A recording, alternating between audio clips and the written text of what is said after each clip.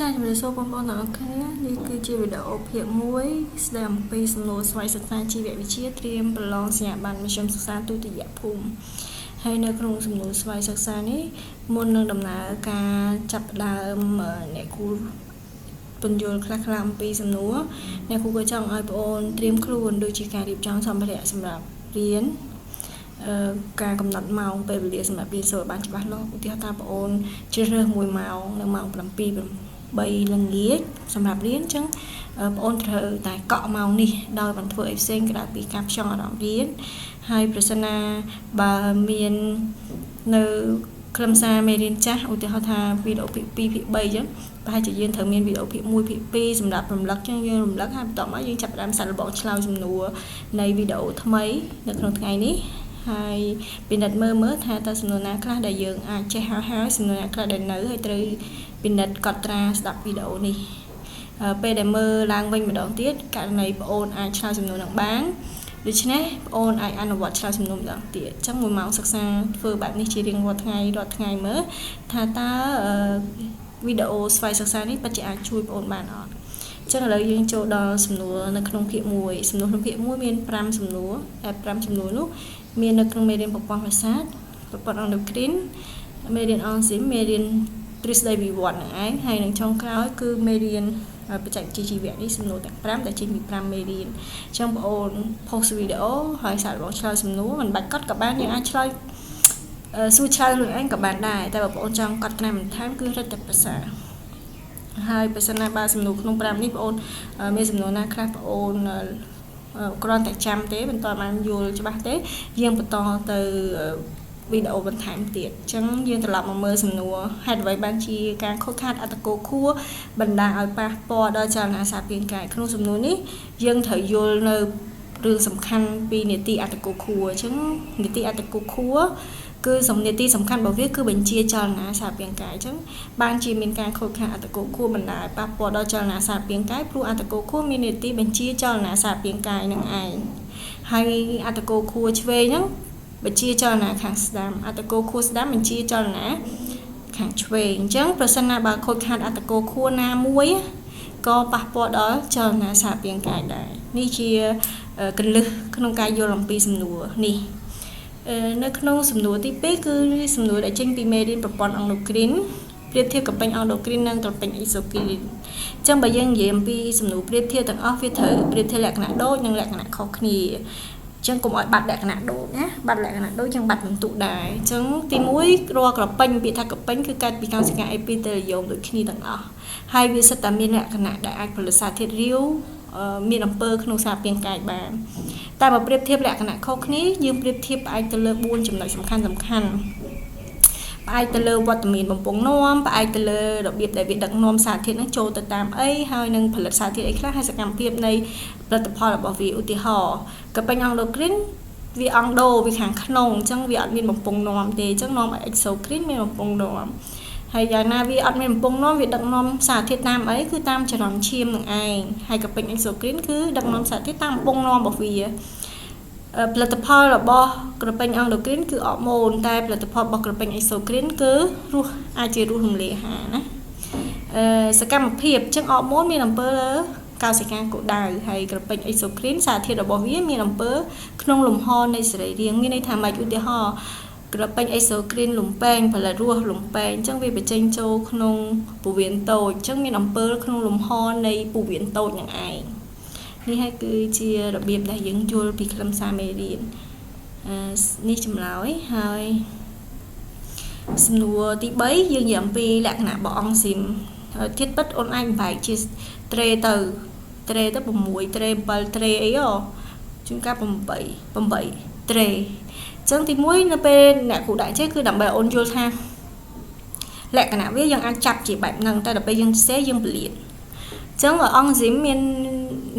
យមន័យរបស់វាគឺអីលក្ខណៈរបស់វាគឺជាប្រូតេអ៊ីនដែលមានសកម្មភាពពន្លឿនល្បឿនបដកម្មអង់ស៊ីមគឺជាប្រូតេអ៊ីនដែលមាននីតិពន្លឿនល្បឿនបដកម្មនៅក្នុងរាងកាយហើយសកម្មភាពរបស់វាគឺខ្លាំងក្លានិងយថាប្រភេទអញ្ចឹង3ត្រេគ្នាសកម្មភាពខ្លាំងក្លាសកម្មភាពយថាប្រភេទហើយឥទ្ធិពលរបស់អង់ស៊ីមគឺវាអាស្រ័យលើឥទ្ធិពលអាស៊ីតបាស អតិពលសេតានភាពមកលើអង់ស៊ីមនិងអតិពលកំហាប់ substrate ហ្នឹងគឺសមាសធាតុដែលអង់ស៊ីមមានអំពើលើឧទាហរណ៍ថា substrate អាមីដង់អញ្ចឹងអង់ស៊ីមនោះគឺអាមីឡា substrate protein អញ្ចឹងអង់ស៊ីមនោះគឺ protease អញ្ចឹង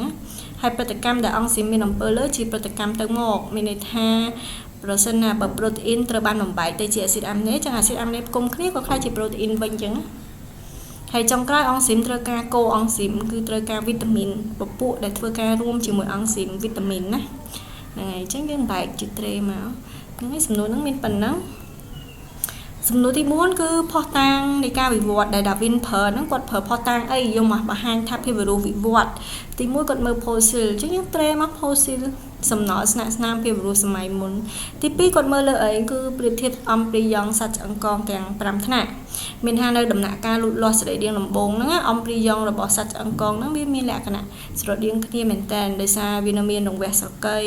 វានៅមានកតុយដូចគ្នាវានៅមានរបត់ឈាមតូលគឺបេះដូងពីរថតដូចគ្នាអញ្ចឹងបញ្ជាក់ថាសត្វឆ្អឹងកងទាំងអស់ហ្នឹងគឺកើតពីបុព្វរួមឬក៏វិវត្តពីបុព្វរួមមួយជាមួយគ្នាដល់ពេលចុងក្រោយគឺរូបគុំនៃសារពាង្គកាយគឺសរីរាង្គអូមលោកនឹងឯងដែលរូបគុំទាំងអស់ហ្នឹងភាពរស់ណាសរីរាង្គខាងមុខរបស់វាគឺនីតិខុសគ្នានីតិខ្លះហែកាន់លោតអីចឹងរត់អីចឹងតែទៅមើលរូបគុំខាងក្នុងគឺទម្រង់ដូចគ្នាទាំងអស់មានហើយមានដើមដៃមានកំភួនដៃមានឆ្អឹងម្រាមដៃអីដូចគ្នាអញ្ចឹងនេះគឺជាសំណួរទី4ហើយសំណួរចុងក្រោយប្រហែលជាវាលំបាកសម្រាប់បងអូនក្នុងការយល់បន្តិចដោយសារសំណួរហ្នឹងដូចជាវាមានទំនោរទៅរកការទន្ទិញច្រើនជាងប៉ុន្តែអ្នកគូនៅតែចង់ឲ្យបងអូនបែកគំនិតនឹងជាប្រើយល់វិញប្រើយល់តាមដែលអាចយល់ទៅបានថានៅពេលដែលយើងនិយាយពីគុណសម្បត្តិវិស្វកម្ម genetic វាក៏ផ្ដល់គុណវិបត្តិដែរគុណវិបត្តិនេះជះទៅលើអីជះទៅលើបរិស្ថានសេដ្ឋកិច្ចសុខភាពហើយចុងក្រោយគឺសង្គមនិងសិលធម៌នឹងឯងសំណួរនេះអ្នកគ្រូសរសេរអក្សរសិលធម៌ខុសអ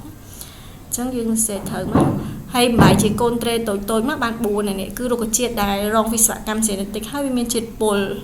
រុក្ខជាតិឈ្មោលហ្នឹងมันផលិតក្រំអងទេហើយសិលល្អិតហ្នឹងធន់នឹងថ្នាំសម្លាប់ស្មៅមែនតើ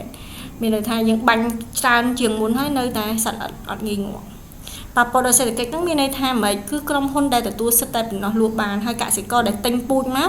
គឺគាត់មិនបានយកទុកពូជពេលដាំបានទុកពូជបានទៀតទេគាត់ទៅទិញរហូតអញ្ចឹងអត់មានទុកពូជអីបានទេប៉ះពាល់ដល់សុខភាពគឺមិនទៅគឺយើងប្រព័ន្ធភាពស៊ាំយើងគឺមានប្រតិកម្មមែនទេហើយមានបញ្ហាសុខភាពធ្ងន់ធ្ងរជាពិសេសគេអាចយកភាពវិរុសនោះទៅធ្វើជាអាវុធជីវសាស្ត្រទៅធ្វើជាបាក់តេរីចង្រៃទៅធ្វើជាពពួកវីរុសចង្រៃដែលអាចធ្វើឲ្យវា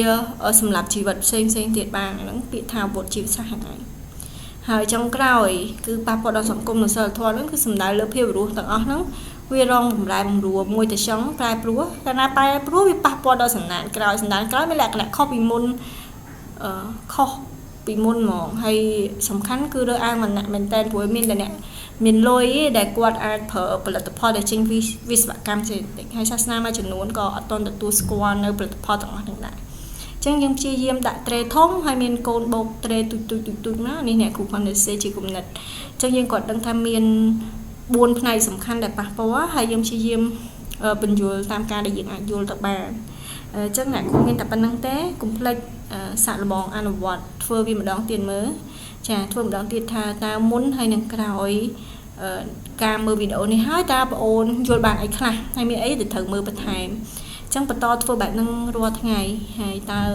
វីដេអូនេះនឹងអាចជួយបងអូនបានកម្រិតណាអាស្រ័យលើការខំប្រឹងដូចគ្នាណាអរគុណជួបគ្នាក្នុងវីដេអូក្រោយភាគទី2